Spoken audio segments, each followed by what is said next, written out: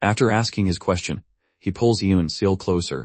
Confused, Yoon Seal looks up at him, not understanding what he means.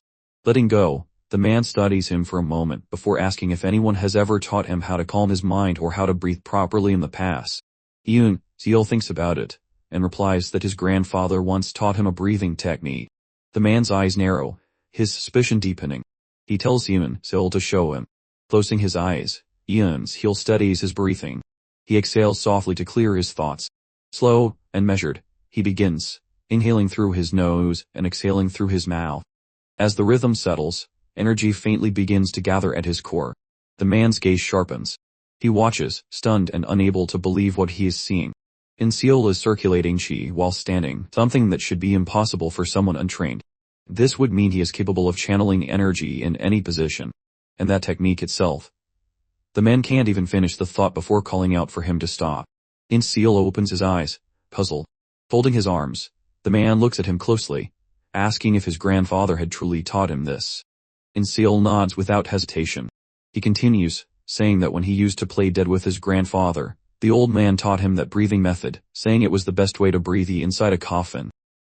The man goes still, then places a hand on his own dantian, realization dawning on his face. What Seal just demonstrated isn't a simple breathing exercise.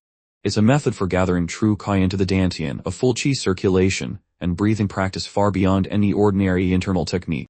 He turns back to Seal and tells him that within his dantian already lies 10 years worth of internal energy. Seal stands frozen, his eyes drifting down toward his abdomen in disbelief.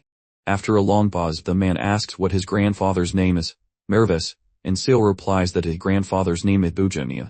The man repeats the name quietly, thinking. The image of a formidable swordsman flashes through his mind. There is only one person in all of Murin with that name.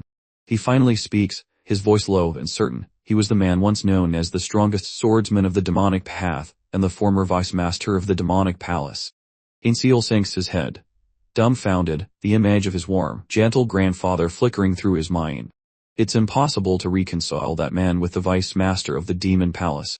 He shakes his head, trying to dismiss the thought. There was no way someone like that would end up as a mortician.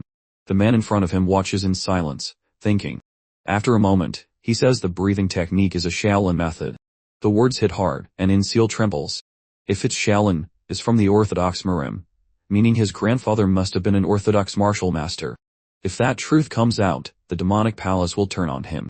He pictures losing his rank among the 10 demon masters, or worse. The man studies him, unreadable. Then, he unexpectedly smiles and tells him he doesn't doubt him. Given the demonic palace's intelligence, he's sure they've already run background checks and is certain they wouldn't have found this breathing method. He points at Seal and says he will teach him because he himself is the one keeping the promise made to the Wandering Beast Pavilion. He makes it clear he doesn't care whether the method is orthodox or demonic. Turning away, he issues a cold warning. If Seal ever teaches even a single character of this technique, he will personally kill him and everyone related to him. Seal swallows hard, bowing with his fist to his palm, utterly silent. The man pauses, glances back with narrowed eyes, then resumes walking. Before he goes, he gives one last look and says that he is Hail Jung-gang. Hearing the man's name leaves Seal in deep thought. He can't understand why a monk's Dharma name would contain the character Hail, which means blood.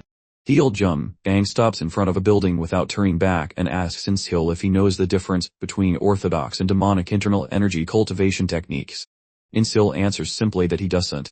Hail Jung-gang begins to explain that the orthodox Murim's cultivation methods are natural ways of building internal energy within the human body.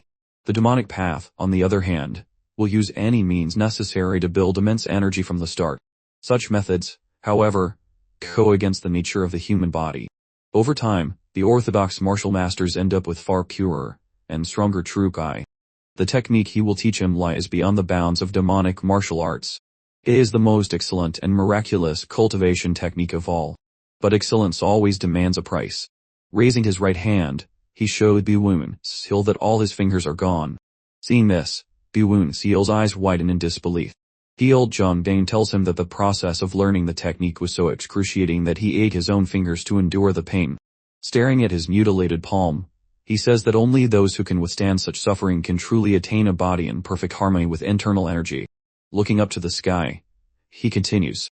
He was once a martial master of the Azure Dragon Temple in Yunnan, but he was framed for murder, and expelled his internal energy seal.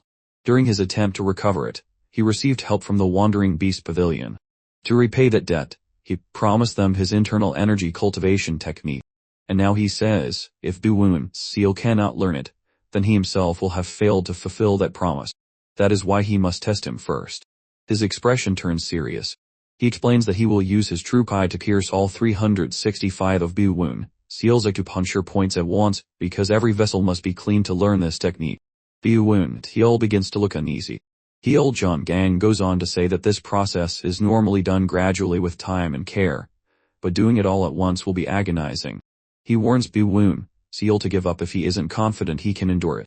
Bu-woon seal swallows and steadies his resolve, saying he'll do it.